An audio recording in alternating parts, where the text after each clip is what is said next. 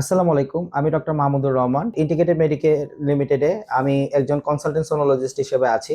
আমাদের এখানে carotid artery duplex করে থাকা হয়। সো আমরা কালকে ডক্টর এ.আর.এম. জামিল স্যারের ক্যারোটিড আর্টারি ডুপ্লেক্সটা করেছিলাম।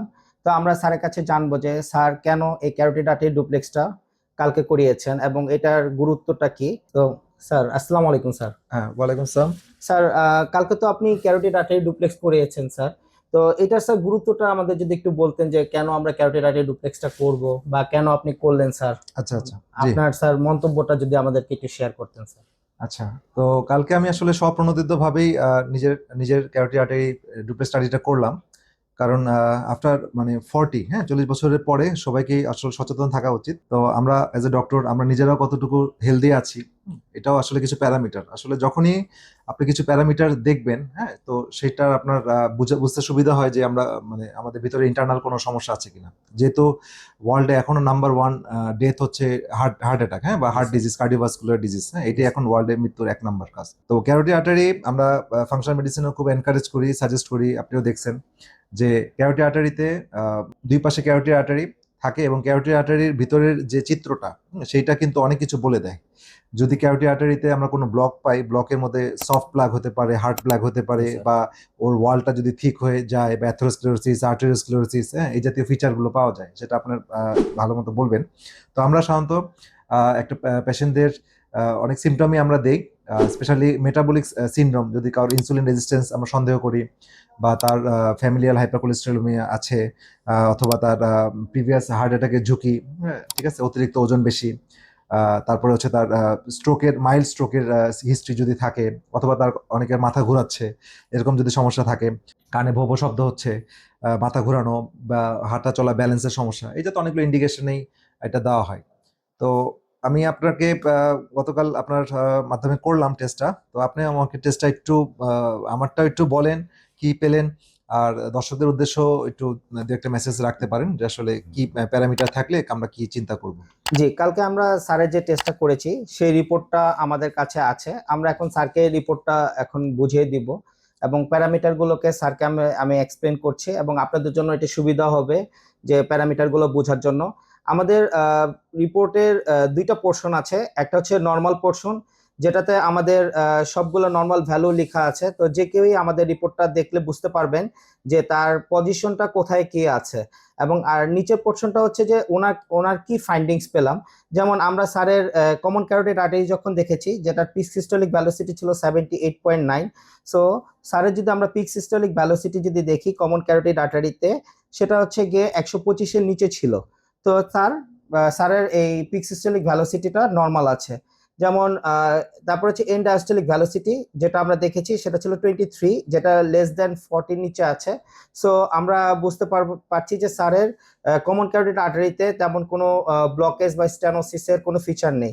অলসো আমরা দেখেছি যে তার ইন্টিমা মিডিয়া থিকনেস, যে ইন্টিমা মিডিয়া থিকনেসটা যদি 1 মিলিমিটারের বেশি হয়, তাহলে আমরা ধরতে পারি যে তার আর্লি আর্লি অ্যাথেরোস্ক্লেরোসিসের ঝুঁকি আছে। মানে অ্যাথেরোস্ক্লেরোসিসটা দর্শকদের উদ্দেশ্যে একটু সহজ করে বলেন। অ্যাথেরোস্ক্লেরোসিস বলতে কি বোঝাবে? মানে অ্যাথেরোস্ক্লেরোসিসটা মানে ওয়ালটা থিকেনিং বা ওখানে ফাইব্রোসিস, মানে অ্যাথেরোস্ক্লেরোসিসটা আমরা যে ঝুঁকিটা বলি সেটা হচ্ছে যে আমাদের যে ব্লাড ভেসেলস এর ওয়াল গুলো আছে, যেটা আমরা টিউনিকা, ইন্টিমা, মিডিয়া এন্ড অ্যাডভেন্টিসিয়া বলি, সেই থিকনেসটা যখন বেড়ে যায় তখন আস্তে আস্তে ওই জায়গাগুলো ন্যারোয়িং হতে থাকে এবং একসময় ওই ন্যারোয়িং হতে হতে দেখা যায় যে একটা প্লাগ ফর্মেশন হতে পারে বা ব্লাড ফ্লোটা ওখানে কমে যেতে পারে।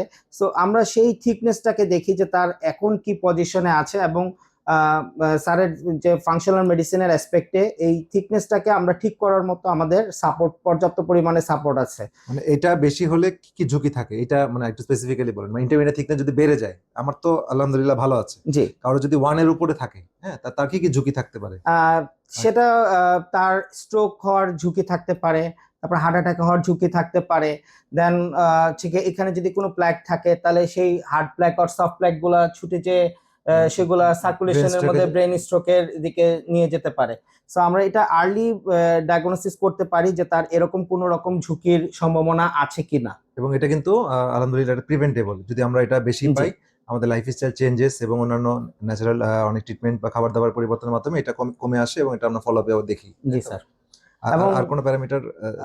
এখানে এখানে আমাদের রিপোর্টটা যদি দেখেন, আমরা ইমপ্রেশনে যেটা লিখেছি যে স্যারের এটা নর্মাল ডুপ্লেক্স স্টাডি ছিল এবং তার স্টেনোসিসের কোনো পসিবিলিটি নাই, অ্যাথেরোস্ক্লেরোটিক প্লাগ ছিল না স্যারের, স্ট্রোক রিস্ক অ্যাবসেন্ট আছে অ্যাট প্রেজেন্ট।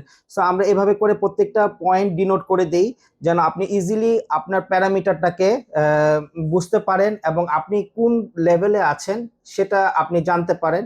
এবং যদি এখানে কোনো রকম আমরা খারাপ কিছু ইস্যু পেয়ে থাকি তাহলে স্যার ফাংশনাল মেডিসিনের অ্যাসপেক্টে ওটাকে ব্যবস্থা করে থাকেন এবং আমরা আবার 3 মাস পরে সেই আবার এই টেস্টটাকে রিপিট করে আমরা এই প্যারামিটার গুলো কমেছে কিনা বা একই আছে কিনা আমরা সেটা দেখে থাকি।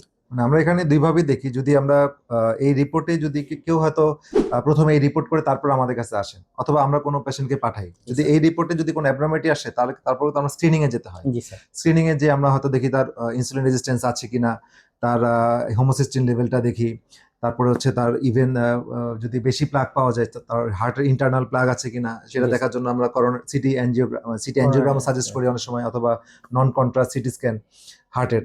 তো এগুলো দেখা হয়, কারণ আসলে যেহেতু বললাম যে ওয়ার্ল্ডে এখন 1 নম্বর ডিজিজ মৃত্যু মানে আমাদের এই হার্ট ইসে হয়, কার্ডিওভাস্কুলার ডিজিজের কারণে হয়।